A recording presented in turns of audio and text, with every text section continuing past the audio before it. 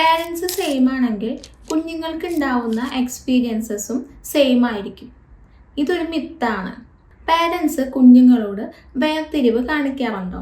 പല കുഞ്ഞുങ്ങളും അഡൽട്ട് ലൈഫിൽ എത്തിയിട്ടും അവരുടെ 20s-ലോ 30s-ലോ ഈവൻ 40s വരെ എത്തിയിട്ടും പലപ്പോഴും അവർക്ക് അവരുടെ പേരൻസായിട്ടൊരു അറ്റാച്ച്മെൻറ്റോ അതുപോലെ തന്നെ ഒരു ഇമോഷണൽ കണക്ഷനോ ഫീൽ ചെയ്യാറില്ല.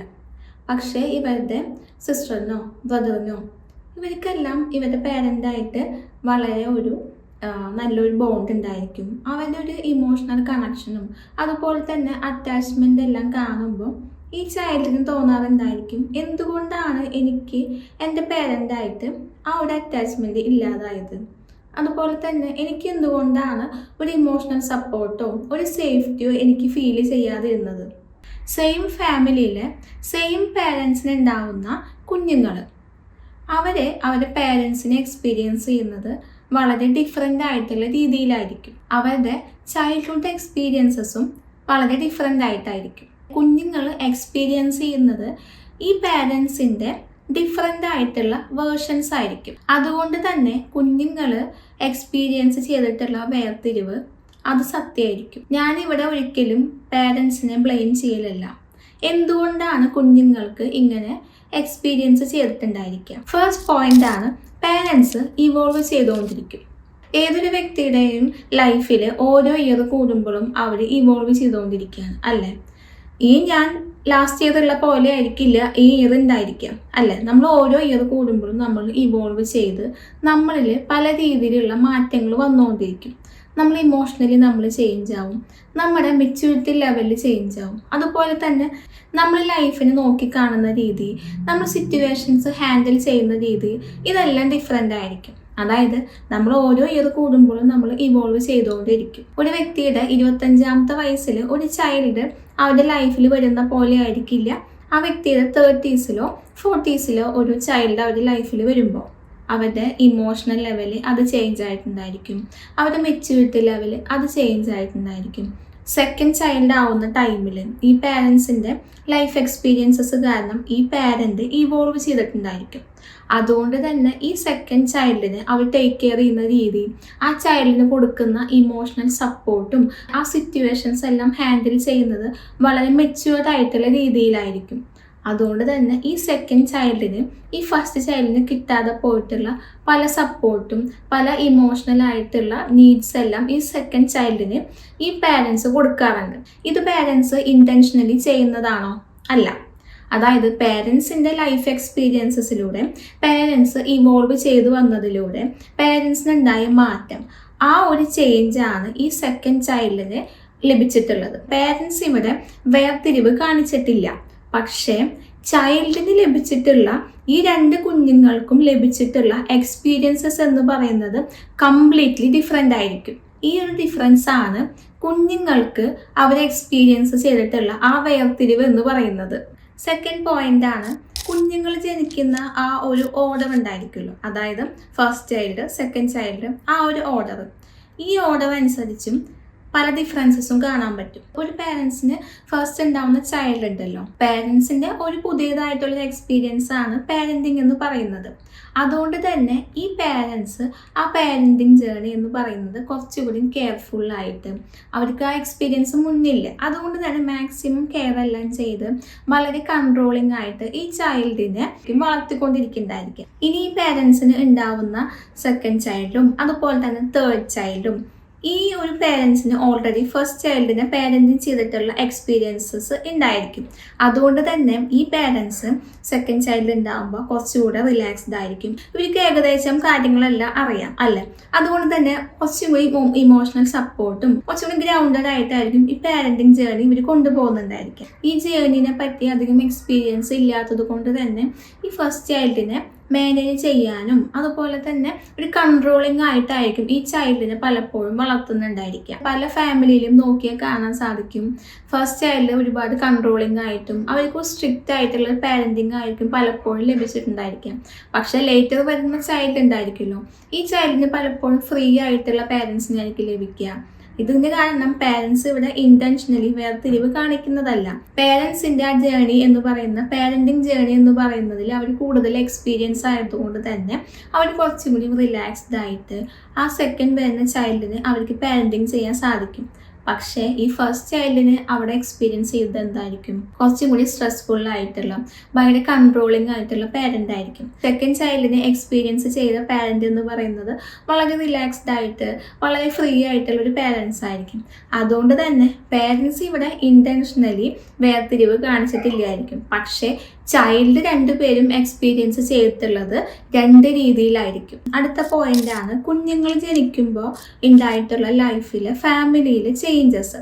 അതായത് ഫാമിലിയിൽ പലതരത്തിലും ഫൈനാൻഷ്യൽ ആയിട്ടുള്ള ക്രൈസിസ്, ഒരു പാരന്റിന്റെ ഡെത്തോ, അതുപോലെ തന്നെ പാരൻസിന്റെ ഹെൽത്ത് ഇഷ്യൂസ്, ഈ പാരൻസ് തമ്മിലുള്ള റിലേഷൻഷിപ്പ് ഇഷ്യൂസ്, ഫാമിലി കോൺഫ്ലിക്റ്റ്, ഇതെല്ലാം തന്നെ എങ്ങനെയായിരിക്കും ചൈൽഡിൻ്റെ ഡെവലപ്മെൻറ്റൽ സ്റ്റേജിൽ അവരെ ഇൻഫ്ലുവൻസ് ചെയ്തിട്ടുണ്ടായിരിക്കാം.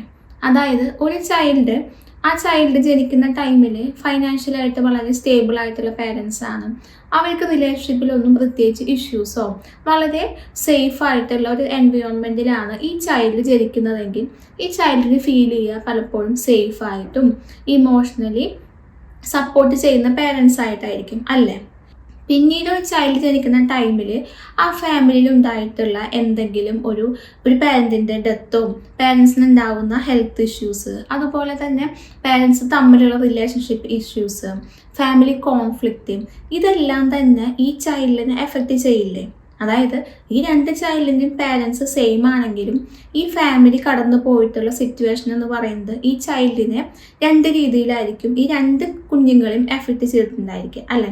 ഒരു ചൈൽഡ് വളരെ സേഫായിട്ടും വളരെ ഇമോഷണൽ സപ്പോർട്ടുള്ള പാരൻസിനെയാണ് എക്സ്പീരിയൻസ് ചെയ്തത്.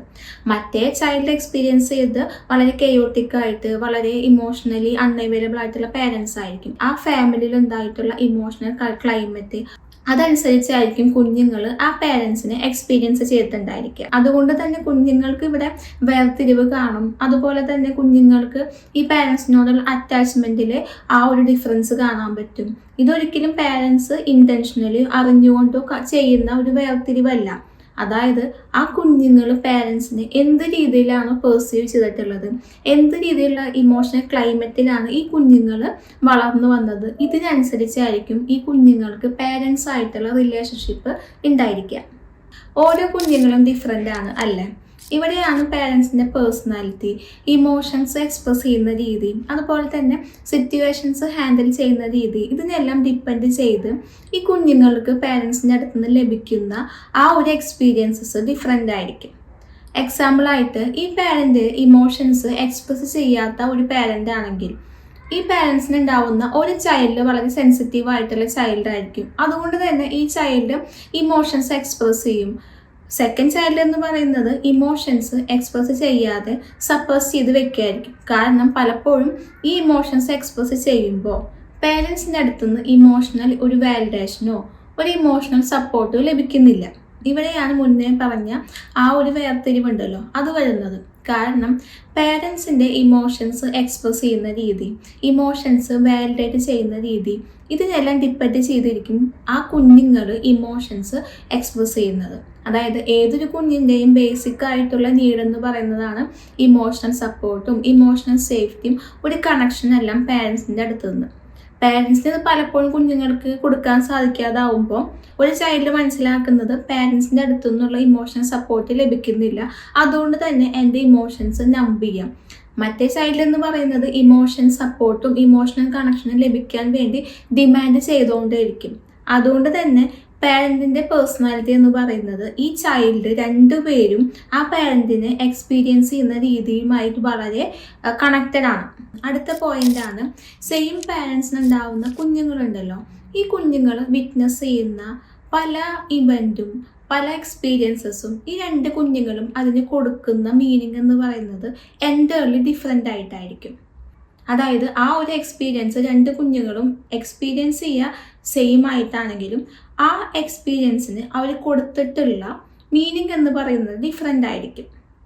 എക്സാമ്പിളായിട്ട് ഒരു റിലേഷൻഷിപ്പിൽ പല കോൺഫ്ലിക്റ്റ് നടക്കുന്ന ടൈമിൽ ഈ കുഞ്ഞുങ്ങൾ ആ ഒരു ഇവൻ്റ് വിറ്റ്നസ് ചെയ്യുമ്പോൾ ആ കുഞ്ഞുങ്ങളുടെ ഏജ്, ആ കുഞ്ഞുങ്ങളുടെ സെൻസിറ്റിവിറ്റി, ഇതിനെല്ലാം അനുസരിച്ചായിരിക്കും അവർ ആ ഇവൻറ്റിന് കൊടുക്കുന്ന ഒരു മീനിങ്.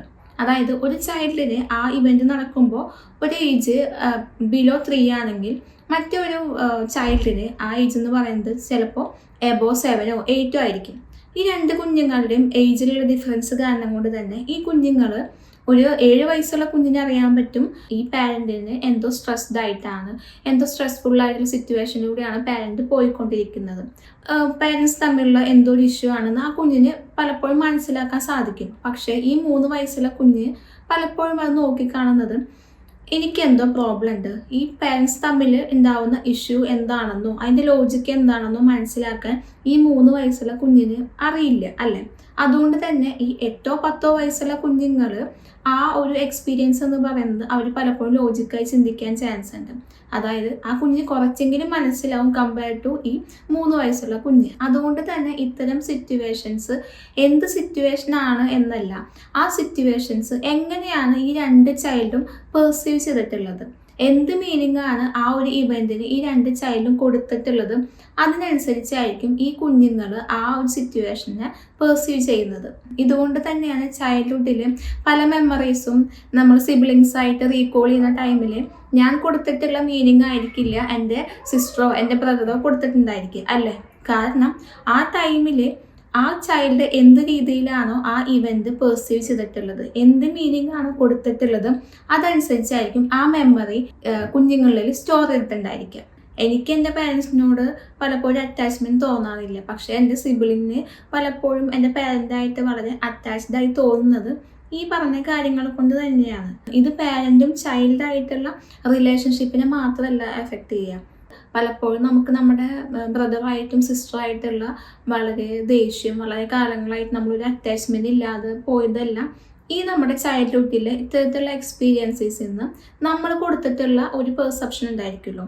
നമ്മൾ എന്ത് ഒരു മീനിങ് ആണ് അവർക്ക് ആ സിറ്റുവേഷൻ കൊടുത്തിട്ടുള്ളത്, അതനുസരിച്ചായിരിക്കും ആ ഒരു റിലേഷൻഷിപ്പ് ബിൽഡായിട്ട് വന്നിട്ടുണ്ടായിരിക്കും. സെയിം ഫാമിലിയിലെ സെയിം പാരൻസിന് ഉണ്ടാവുന്ന കുഞ്ഞുങ്ങളുണ്ടല്ലോ, ആ കുഞ്ഞുങ്ങളിൽ ഞാൻ എക്സ്പീരിയൻസ് ചെയ്ത എൻ്റെ പാരൻ്റ് ആയിരിക്കില്ല എൻ്റെ ബ്രദറോ എൻ്റെ സിസ്റ്ററോ എക്സ്പീരിയൻസ് ചെയ്തിട്ടുള്ള പാരൻ്റ് എന്ന് പറയുന്നത്.